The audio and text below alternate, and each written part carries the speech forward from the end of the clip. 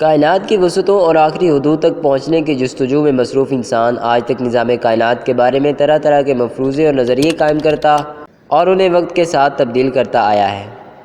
کیا کائنات ایک ہی ہے یا بہت سے جہاں آباد ہیں؟ یہ سوال سائنسدانوں اور فلسفیوں کے لیے نہایت ہی پیچیدہ رہا ہے۔ اس بارے میں قرآن مجید میں واضح نشانیاں موجود ہیں جن سے معلوم ہوتا ہے کہ دنیا صرف یہی نہیں جہاں ہم رہتے ہیں، بلکہ زمان و مکان کی اور بھی دنیا آباد ہے۔ اس حوالے سے آج سائنسدان اس تھیوری کو سچ ثابت کرنے کی کوشش کر رہے ہیں کہ کیا ہماری دنیا کے سوا اور بھی دنیا آباد ہے، اور کیا وہاں بھی ہماری طرح کے بشر موجود ہیں۔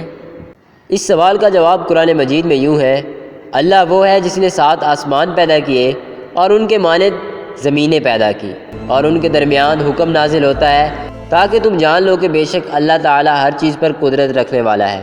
صحیح بخاری اور دوسری معتبر کتب احادیث میں اس آیت سے متعلقہ ایک حدیث موجود ہے۔ مفسر قرآن حضرت عبداللہ ابن عباس کے پاس ایک شخص آیا اور اس نے سورۃ الطلاق کی اس آیت کی تفسیر پوچھی۔ حضرت عبداللہ ابن عباس خاموش رہے۔ اس شخص نے دوبارہ اصرار کیا اور پوچھا کہ آپ اس کی وضاحت سے گریز کیوں کر رہے ہیں؟ اس پر حضرت عبداللہ ابن عباس نے کہا کہ 7 زمینوں سے مراد ہماری ہی زمینوں جیسی 7 اور زمینیں بھی ہیں۔ ہر زمین پر ہمارے پیغمبر کی طرح ایک رسول آئے، حضرت آدم کی طرح وہاں بھی آدم، نوح کی طرح ان زمینوں پر بھی نوح، اسی طرح ابراہیم، موسیٰ اور عیسیٰ کی طرح وہاں بھی نبی مبعوث ہوئے۔ یہ وہ سوال تھا جو حضرت عبداللہ ابن عباس سے قرآن کی آیت کی تفسیر کے بارے میں پوچھا گیا تھا۔ آج سائنسدان اس کا جواب ڈھونڈنے کے لیے دن رات محنت کر رہے ہیں۔ ڈاکٹر میلرڈ بکیل کی ایک کتاب بائبل، قرآن اور جدید سائنس میں انہوں نے لکھا ہے کہ ان کی تحقیق کے مطابق قرآن مجید میں 7 کا عدد کثرت سے استعمال ہوا ہے، جیسا کہ یونانی اور رومی 7 کے عدد کو اپنے روحانی نظام میں کثرت سے استعمال کیا کرتے تھے۔ یعنی ہماری زمین کے علاوہ ہو سکتا ہے اور بھی زمینیں کائنات میں موجود ہوں، مگر انسان کو ان تک رسائی نہیں۔ آج سائنس کے مطابق زمین کی طرح سیارے اور سورج کی طرح بہت سے ستارے اس کائنات میں بکھرے پڑے ہیں، اور ہمارا نظام شمسی اس کائنات کا ایک چھوٹا سا ٹکڑا بھی نہیں ہے۔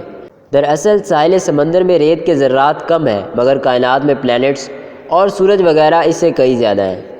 لیکن قرآن مجید کی اس آیت کی بات کریں تو علماء کے درمیان اختلاف رائے پائی جاتی ہے۔ چند علماء کا خیال ہے کہ اس سے مراد 7 آسمان اور 7 زمینیں ہیں، جبکہ کچھ کی رائے یہ ہے کہ 7 کائنات ایک دوسرے کی ہم شکل ہے، یعنی اگر زید نامی شخص ایک دنیا میں موجود ہے تو وہ دوسری زمین پر بھی موجود ہوگا۔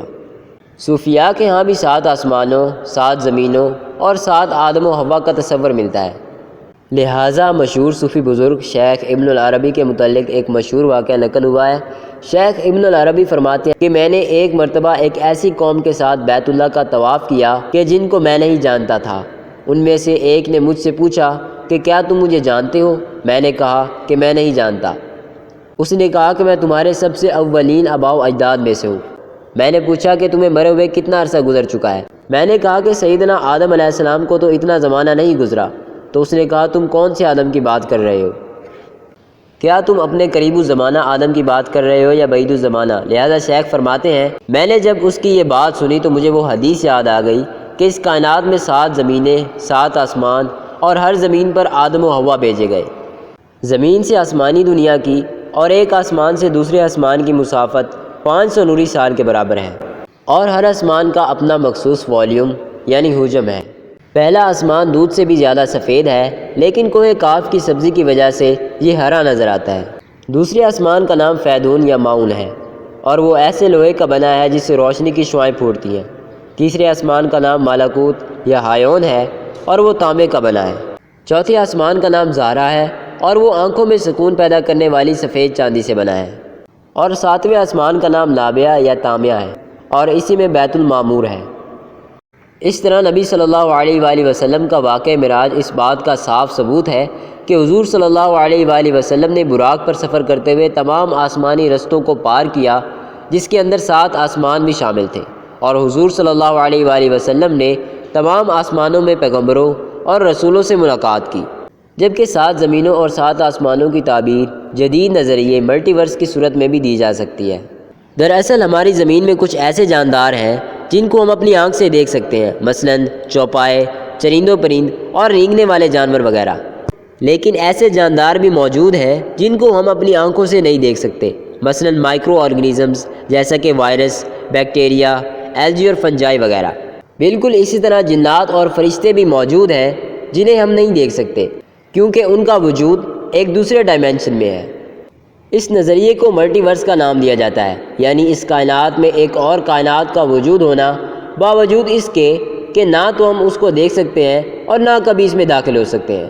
حدیث مبارکہ کے مطابق پہلے آسمان کی نسبت دوسرا آسمان اتنا بڑا ہے جیسے کسی صحرا میں ایک انگوٹھی موجود ہو، اور دوسرا تیسرے آسمان کی نسبت ریگستان میں پڑی انگوٹھی کے برابر ہے، اور اسی طرح باقی آسمانوں میں بھی نسبت موجود ہے۔ 7 زمینوں اور 7 آسمانوں کی وسعتوں کو نہ انسان سمجھ سکتا ہے اور نہ ہی بیان کر سکتا ہے، لیکن ان کو تصور کر کے ایک لفظ کو ضرور سمجھا جا سکتا ہے، یعنی اللہ سب سے بڑا ہے۔